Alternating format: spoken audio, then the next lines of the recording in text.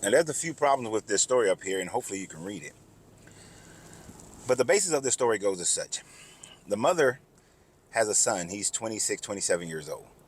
The 27-year-old needs to come home and live with his parents again for whatever reason. Doesn't specify why. The mother goes on to say that in order to live under my roof, there are 3 rules that you must abide by. Rule number 1, you cannot have anybody to spend the night. No overnight guests. Rule number 2, you mess up, you clean up. Rule number 3, everybody in this house goes to church on Sunday. So, after a couple of months go by, the son is breaking rule number 3. He's not going to church on Sundays. He tells his mother that, hey, I'll go next Sunday. 2 months go by and he still doesn't go to church. The mother gets mad, tells the son that he has to go. That either you're going to go to church or you got to get out the house. The son decides that he's going to leave the house. The mother, in her distress, talks to her husband about it. The husband said that, well, you should have found a better way to communicate with him. But you didn't. So the boy is gone. She's also mad because the boy, the 27-year-old, the young man, is still speaking to his father, but he's not speaking to his mother. So she's upset about that. And she blames it, and she's mad at her husband as well. So what's the problem with this whole scenario? Well, the first thing, I will say this. If the mother, these are the rules of her house, if the son doesn't want to abide by them, that's on him. If those are the rules for living there, then those are the rules that you must abide by. I've lived with people from time to time. I had to go live with my brother for a little bit of time. I had to abide by the rules of their house. When I didn't want to abide by those rules, if I didn't want to abide by those rules, I would have never stayed there and I would have left.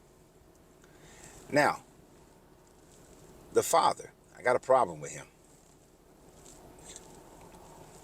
Either he came into agreement with the mother or he didn't, and he didn't speak up. If he didn't like the rules that she was laying down, then he should have made it clear. They should have went in the back room, had a conversation, then come out with 3 rules that they can agree upon.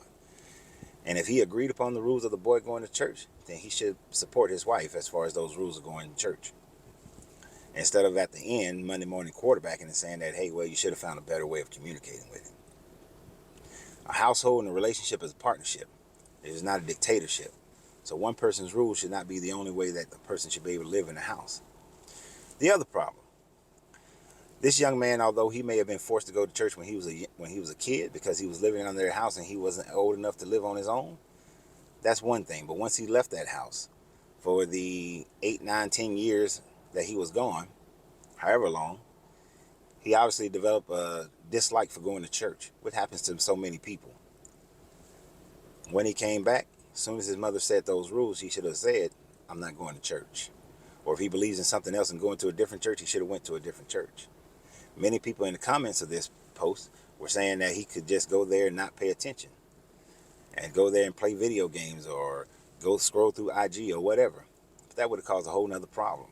Because she would have been mad because he's not paying attention. Because she's trying to force that religion on him or trying to make him stay within the religion that they brought him up with.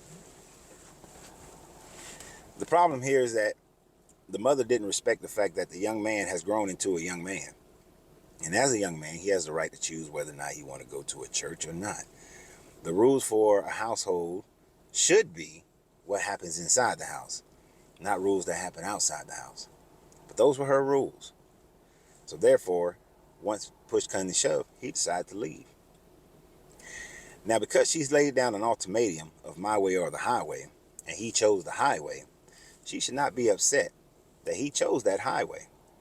Because he's a grown man. He has the option to choose what he wants for his life. The purpose of a parent is to raise a child as best you possibly can to prepare them for the world to which they're going to live in and prepare them for the life that they choose to live. Once they choose to live that life, it is not incumbent upon the parent to try to force their way of life on that child anymore. I give my children advice, sometimes when they ask for it, oftentimes when they don't ask for it.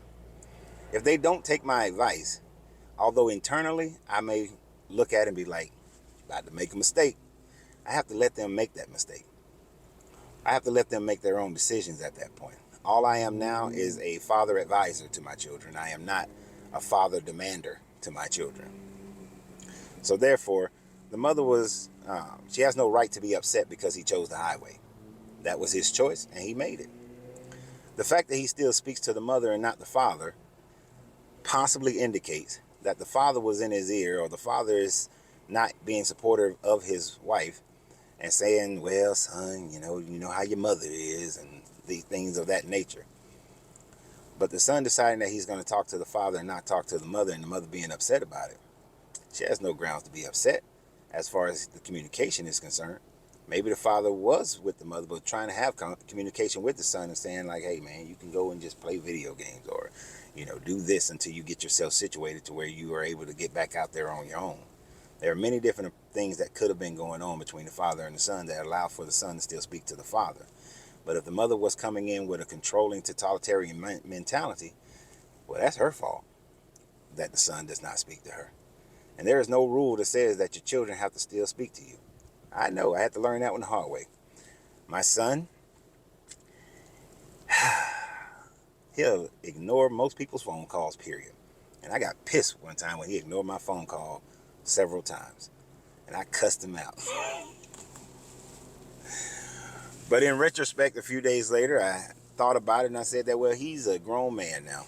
He does not have to answer my phone calls if he chooses not to, if it's not convenient for him at his time. And I had to recognize that my son doesn't answer his sister's phone call. He doesn't answer his mother's phone call, his uncle's phone call, his aunt's phone calls. That boy just does not like talking on the phone. So I have to accept that that is just who my son is. He does not like talking on the phone most of the time. So I call him about every 2 weeks to not intercede upon his life. And this young lady doesn't realize that she does not have any guarantees over her son's life anymore. But I'm curious as to what you guys may think about this whole situation. You can't force religion on anybody, especially once they become an adult. You may be able to try to force it on when they're a child, but not once they become an adult. And if you lay down certain rules and the kids don't abide by them, and then you force them out the house, then you got to live with the consequences of what happens when that happens. So maybe before you enforce your rules, you need to contemplate that your child is not 12 anymore, and you can't enforce the same rules on a 12-year-old that you can enforce on a 27-year-old. And if the young man knew that that was the situation, then maybe he shouldn't have moved back in with his parents in the first place. But then once he realized it, he took it upon himself to say, well, you know what? This just ain't for me. And he left. So I can't blame him for any of that other than not abiding by the rules in the first place. But I really want to hear you guys' opinion. So y'all have a great day, and remember always, you have to free yourself to be yourself, because your greatness is non-negotiable. Good journey, good vibrations.